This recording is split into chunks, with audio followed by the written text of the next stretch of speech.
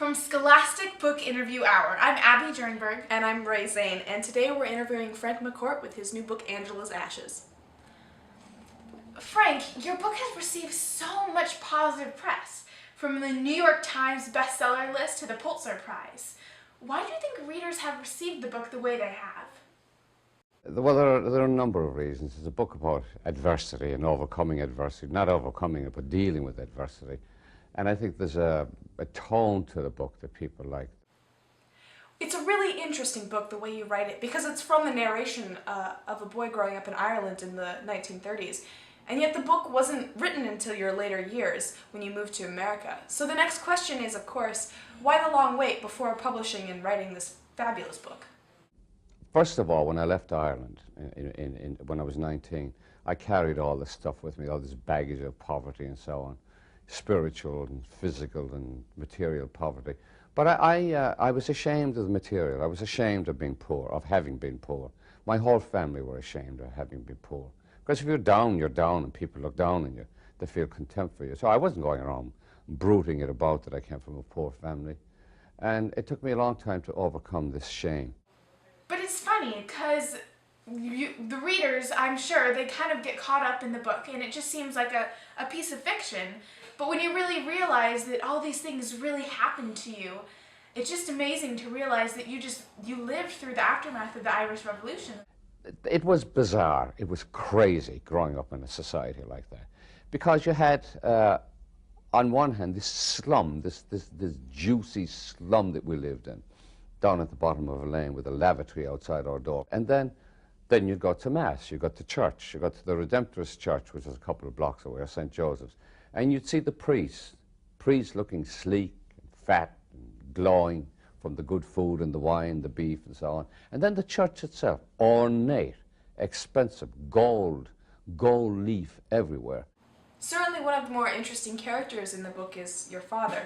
And on one hand, he's an easy man to dislike because he's the instigator of your family's misfortunes because of his drinking problem. But on the other hand, you never speak poorly of him in your narration and never really dislike him. And we really feel that between you and your father, there's this special connection with the stories that he tells you. And so does that make it hard for you to blame him? Was that the reason why you never really took it out on him, that he was causing all these problems for you? Yeah, because he was complex, many-faceted, as they say. I'd get up in the morning. He was an early riser. I'm an early riser. I've always been an early riser, in which I'd have him to myself. I think kids understand that you have a parent to yourself. So I used to get up and we'd sit by the fire. He would tell me what was going on in the world when I couldn't read. He'd tell me all about the great Franklin D. Roosevelt in America, and he'd tell me about the Second World War. And he'd talk about Irish history and teach me poetry and songs. So I had him to myself.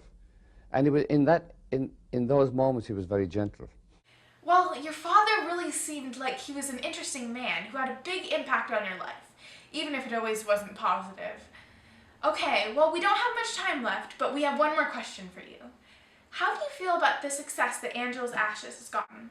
Sometimes I feel guilty when I look at friends of mine who've written novels and so on. They write them, they come out and they make some kind of a living, and then the books disappear. And this one effort of mine hits the bestseller list. And I haven't sorted out my feelings about this yet. I need about a month sitting by a river. Well, thank you for your time, Frank. It's been such a pleasure. Before we go, here is the book trailer from Frank McCourt's new book, Angela's Ashes.